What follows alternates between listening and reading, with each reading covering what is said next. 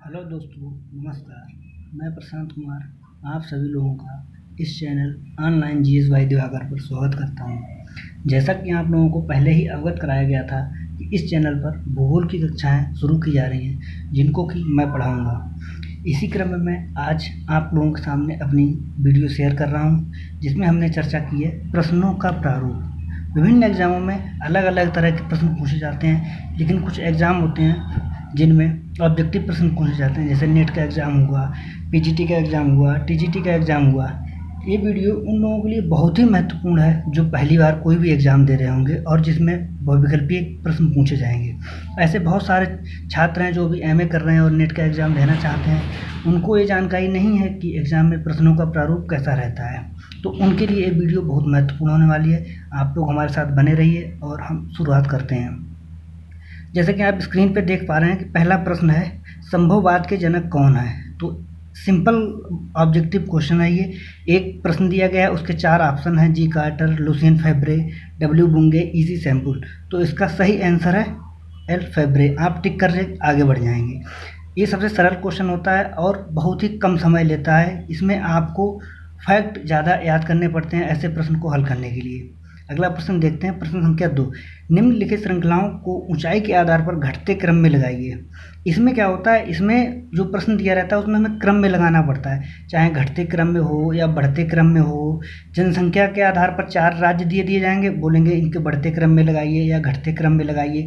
साक्षरता के आधार पर घटते क्रम में लगाइए, बढ़ते क्रम में लगाइए। बेसिकली ये क्वेश्चन हमें क्या बताता है कि हमें उनका एक क्रम व्यवस्थित करना पड़ता है, जिसके आधार पर हम अपना ऑप्शन सही करेंगे। तो 4 ऑप्शन दिए गए हैं। इसमें कहा गया है जो श्रृंखला दी गई है उनकी ऊंचाई के आधार पर घटते क्रम, मतलब सबसे पहले हमें सबसे ऊंची चोटी, फिर उससे नीची, फिर उससे नीचे, फिर उससे नीची का देखना। तो इसका सही विकल्प ये यहाँ पे हम टिक कर देंगे। ठीक है, अगला प्रश्न देखते हैं।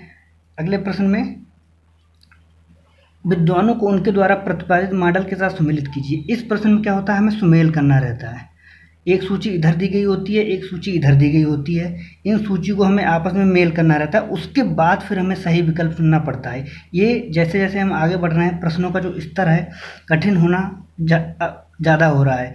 तो हम देख रहे हैं कि इसमें क्या करना है, हमें मैच कराना है। इसका आंसर 2 वाला सही है, तो हम देखेंगे ए का 4, कॉटमैन का ये हो गया, बी का ये हो गया, सी का ये हो गया और डी का ये हो गया।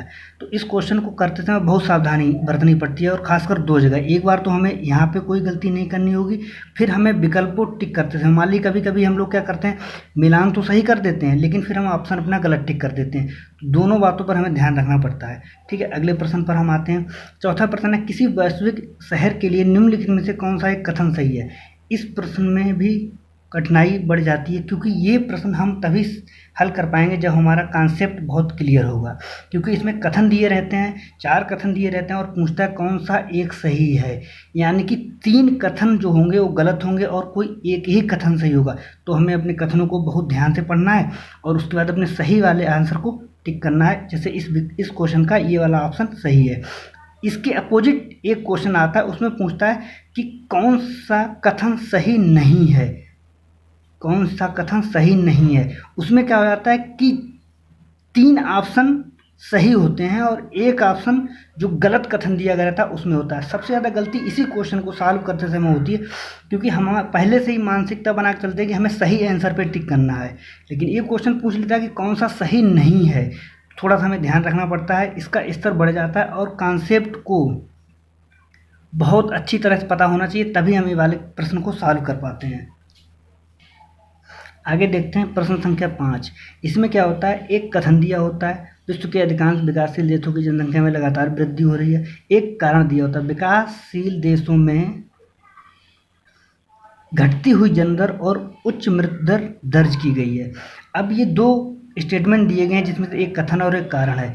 दोनों को हमें बहुत अच्छी तरह से पढ़ना है, फिर हमें अपने विकल्प पे जाना है। विकल्प को भी बहुत ध्यान से पढ़ना है। ए आर दोनों सही हैं तथा आर एक की सही व्याख्या है। ए आर दोनों सही हैं तथा आर एक की सही व्याख्या नहीं है। ए सही है, आर गलत है, ए गलत है, आर सही है। तो जब ऐसे प्रकार के क्वेश्चन आते हैं तो ये एग्जाम में सबसे कठिन प्रकार के प्रश्न होते हैं। इनको हल करते समय बहुत ही सावधानी बरतनी चाहिए, क्योंकि सामान्यतः अगर दोनों कथन सही हो भी जाते हैं तो उनकी व्याख्या सही है कि नहीं, ये बात पता करना थोड़ा मुश्किल पड़ जाता है। इसलिए अपने कॉन्सेप्ट को, फैक्ट पे ध्यान ना देकर के कॉन्सेप्ट को जरूर तैयार कीजिए। इस प्रश्न का सही आंसर है ए सही है, आर गलत है। तो हमें क्या, इनमें क्या होता है कि अगर मान लीजिए आपने पहला कथन पढ़ा और आप एकदम 100% श्योर हैं कि पहला कथन गलत है, तो आप दूसरे कथन को बिल्कुल ना पढ़ें। जैसे ही आपको पता चल जाए पहला कथन गलत है, आप सीधे इस पर टिक कर सकते हैं। लेकिन अगर आप थोड़ा सा कन्फ्यूजन है तो फिर पढ़िए, ध्यान दीजिए, दिमाग लगाइए, फिर जाके अपने ऑप्शन को टिक कीजिए। अगला प्रश्न है, रेड जेल की वासस्थान लेवेंसरम की अवधारणा के संबंध में निम्नलिखित कौन सही है। इसमें भी क्या गया, 4 कथन दिए गए हैं। ये और थोड़ा सा कठिन स्तर का प्रश्न है। चार कथन दिए गए, चारों कथनों को हमें बहुत ध्यान से पढ़ना है। इसमें ये नहीं पूछा गया कौन सा सही नहीं, इसमें कूट दिए गए हैं, इनको हम बोलते हैं कूट वाले प्रश्न। तो इसमें हमें एक भी सही हो सकता है, 2 भी सही हो सकते हैं, सभी भी सही हो सकते हैं, और हम विकल्प के आधार पर देखेंगे। मान लीजिए ये भौतिक क्षेत्र जिसके अंदर सजीव विकसित होते हैं, ये मनुष्यों की आर्थिक व सांस्कृतिक गतिविधि जो अपने परिवृत्त क्षेत्र से बाहर करते हैं, ये मानव समाज और किसी स्थानिक संगठन और उसकी भौतिक अवस्था के बीच संबंध है, ये एक भू राजनीतिक संगठन है जो राज्य की दृष्टि से स्थान का अध्ययन करता है। चारों कथन को पढ़ लिया। अब हमें जो सही लग रहे हैं उनको हम देखेंगे। इस प्रश्न का सही आंसर ये है, केवल ए और सी सही है, केवल ए और सी सही है। इस प्रकार हमने देखा कि जो एग्जाम में क्वेश्चन पूछे जा रहे हैं वो लगभग 6 या 7 प्रकार के प्रश्न पूछे जाते हैं। वर्तमान परीक्षाओं का स्तर लगातार बढ़ाया जा रहा है। जिस प्रकार इस टाइप के क्वेश्चनों की संख्या लगातार एग्जाम में बढ़ रही है, और जो सबसे सरल क्वेश्चन इनकी संख्या लगातार घटती जा रही है। जैसे कूट वाले प्रश्न हो गए, सुमेलित करने वाले प्रश्न हो गए, कथन वाले हो गए, कथन कारण वाले प्रश्न हो गए, इनकी संख्या लगातार एग्जाम में बढ़ रही है। उसका कारण है ये टाइम टेकन होते हैं, आपका समय ज़्यादा लेते हैं, आपको कन्फ्यूज करते हैं और विकल्प को चुनने में समस्या आती है। इसलिए ऐसे प्रश्नों की संख्या लगातार बढ़ रही है। तो आप जब भी पढ़ाई करें तो अपने कॉन्सेप्ट को बहुत अच्छे से तैयार करें। ठीक है दोस्तों, आपको हमारी वीडियो कैसी लगी कमेंट में ज़रूर बताइएगा। मिलते हैं अगली वीडियो में। तब तक के लिए नमस्कार।